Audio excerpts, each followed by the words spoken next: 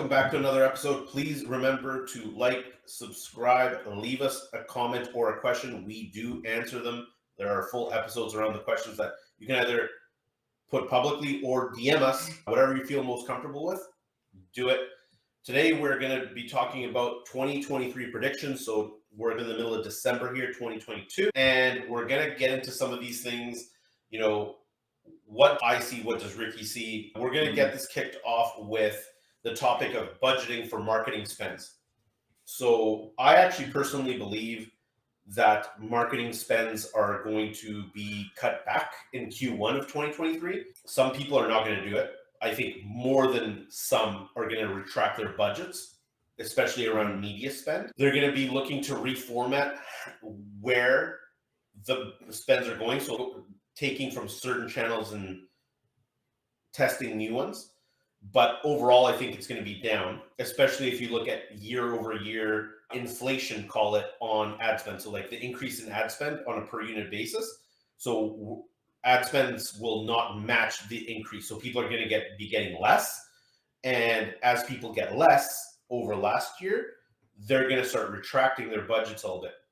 But that's in Q1. I think come Q2, middle of it or so, people are going to start pushing their media budgets a bit harder. I think that if they did do some sort of layoff type situations in Q1, they're going to start hiring marketing people in Q2 strongly because they've realized that there's more stability in the market. Now, I've talked to some VPs of marketing and some CMOs, and the really smart ones are basically all telling me the same thing, which is their plan is to wait for a week or two into January and then come out guns blazing end of January with media spend and pushing and trying to get market share, because they too think that people are going to retract their marketing spend in Q1.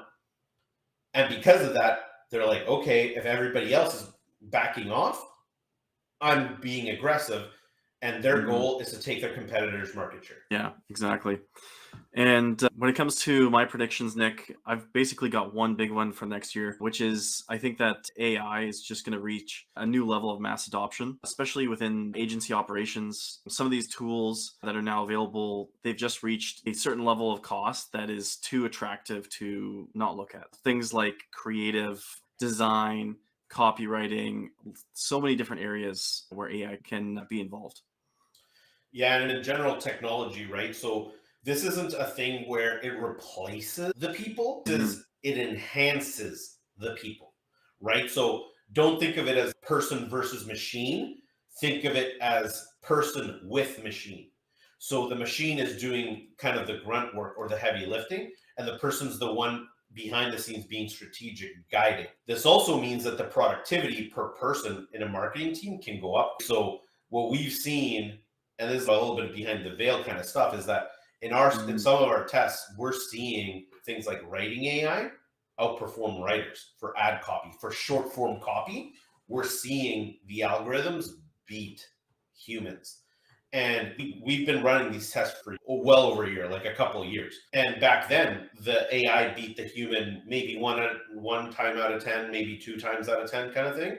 And now it's getting closer to 50-50. Sometimes it's 70-30 in favor of the AI. But I think the one thing that's like unequivocally true about this is that if you take a person and match them against a person with the AI, the person with the AI wins like 90% of the time. And that's where things get very interesting when you're doing your A/B tests. If you have 2 people that can write decent sales copy or decent ad copy, get one person matched up with a good AI versus a person who is not using the AI. And even do this, if one person's better than the other at it, put the better person without the AI and the person that's maybe not as good as the other person with the AI, and see who wins. Because my prediction would be that the person with the AI is going to outperform. I think you bring up a really good point, Nick, which is the fact that there's so many scenarios that you can point to where an AI on its own is actually very poorly performing, because quite often the AI doesn't have the nuance required to make the right call. You see this often in Google's AI. You see it in tons of different scenarios where when you leave it to do its own thing, if you give it like a few inputs and you just let it, can often just waste a lot of money and have very poor performance. Maybe what it's bringing you are a lot of false positives that it thinks is actually achieving the objective. But this is why it's so important to always pair somebody with the AI and utilize it as a tool in that way. Yeah, and in those scenarios, like we've seen it happen time and again, where the AI, like specifically Google, Facebook, for example, at the beginning, you're getting a good MQL to SQL ratio, like marketing qualified leads versus sales qualified leads. And over time, because the MQLs cost less, they see it as a positive. So they keep feeding you more and more. And you can see a campaign go from 50% sales qualified leads all the way down to 5% sales qualified leads, because the AI is just saying these form fills and these leads and like this traffic looks like it's converting, because if you're setting your objective as add to carts, but they're not checking out. So then it's like your abandoned cart rate goes through the roof. Or lead forms, it's like, oh, they filled out this lead form. It's like, yeah, but none of them are qualified. We see this time and again with that AI, and that's why you need the human pairing alongside with it. Some other predictions, I think that in the next 12 to 24 months, you're going to be seeing much more widespread adoption of AI technologies when it comes to not just writing, but design. So the design AIs are, we've already seen it. People are using like the more artistic ones, but there's a substrata of these that are specifically for advertising. And they are pulling data from Facebook and Google accounts. You can feed them your brand guidelines and they produce AI generated ads with copy. Now, this technology, I will say, in my opinion, is further behind than the writing only technology, but it's not that far off. And depending on your industry, could be very interesting, because you can, for example, generate 90 iterations of something, of a visual, in under 5 minutes. That's impossible.